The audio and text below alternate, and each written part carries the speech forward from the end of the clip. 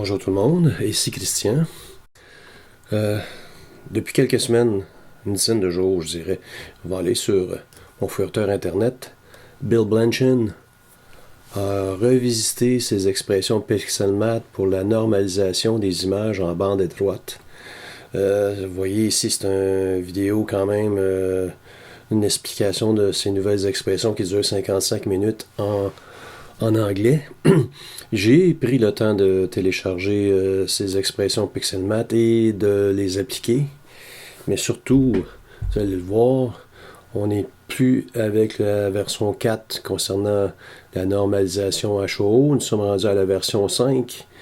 La même chose pour SHO ou HSO. Donc, les versions 3 et les versions 4, dans mon cas, je vais les éliminer de mon ensemble d'icônes et je vais vous montrer comment fonctionnent ces fabuleuses expressions mathématiques.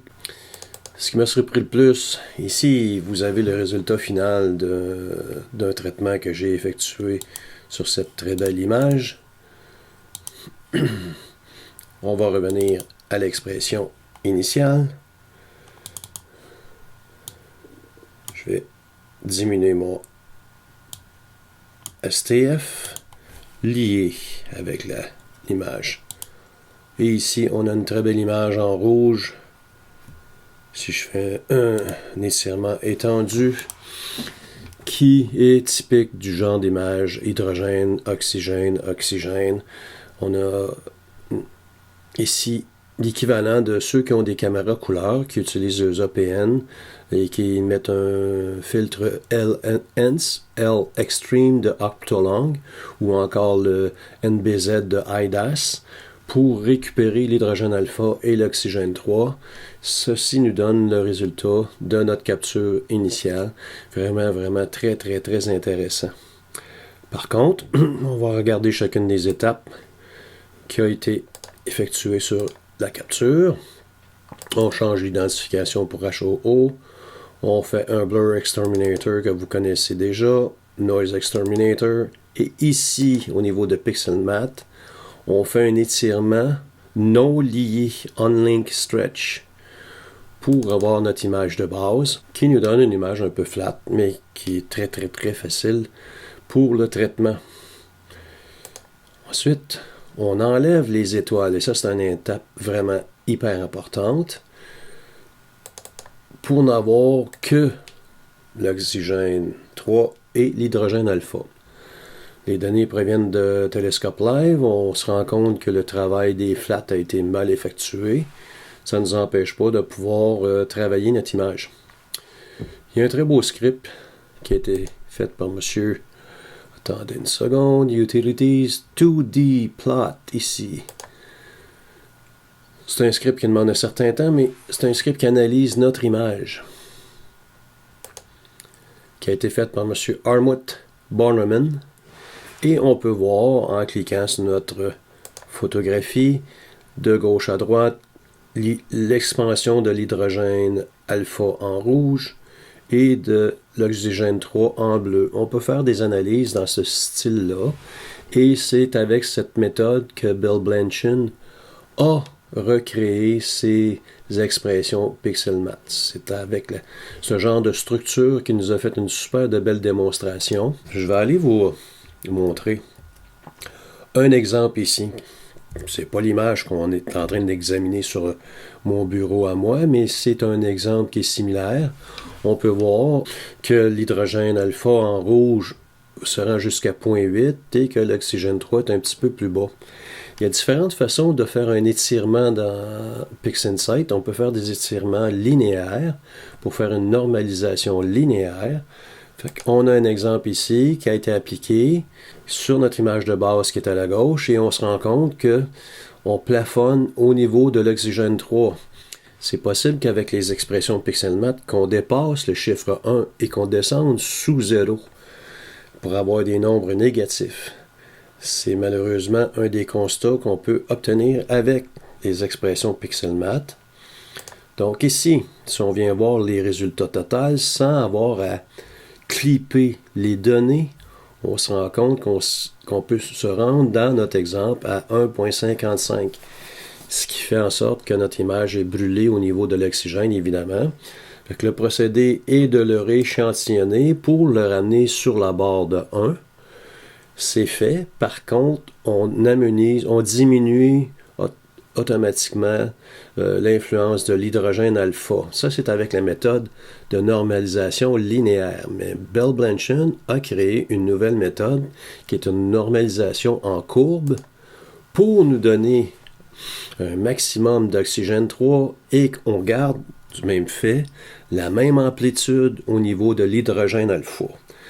Une petite nuance entre les deux, entre la normalisation L et la normalisation C, qu'on va revoir à travers les expressions Pixelmath.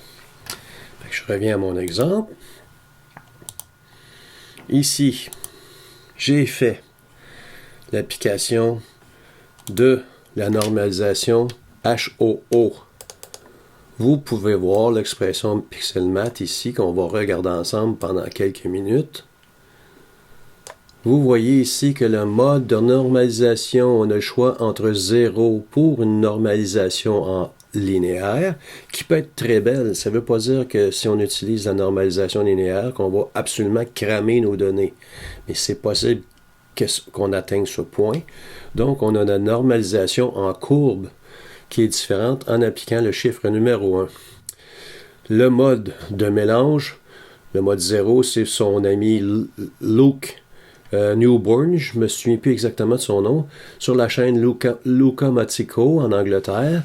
C'est sa façon à lui. Et Bell Blanchard a créé sa propre façon de mélanger ces images. Donc, on a le choix entre les deux. On peut utiliser la luminance ou pas, ou encore utiliser la couche H-alpha, hydrogène alpha, comme luminance. On peut utiliser un masque ou non.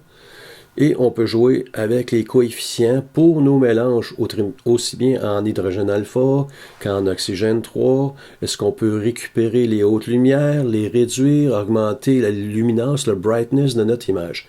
Moi, j'ai pris le temps de regarder toutes les expressions de Pixelmath de Bill et je les ai traduits. Vous avez le texte intégral ici de tous les paramètres qui sont au haut de notre fenêtre d'expression Pixelmath. Libre à vous de le lire et de mieux le comprendre. Vous voyez ici, c'est Luke Newbold, son ami en Angleterre.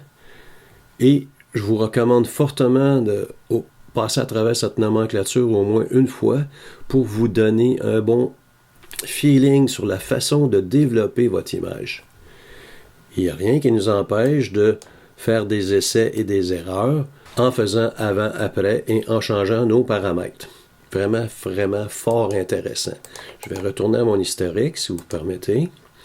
Ici, j'ai appliqué la normalisation SHO. On a de très, très, très belles couleurs. On a vraiment des détails qui nous apparaissent dans les nuages. C'est fort remarquable. Moi, j'ai été époustouflé. Malheureusement, le traitement cosmétique a fait un mauvais travail pour une colonne à la droite vers le bas. Fait que moi, j'ai retravaillé en appliquant le clone stamp à quelques reprises pour faire une réparation.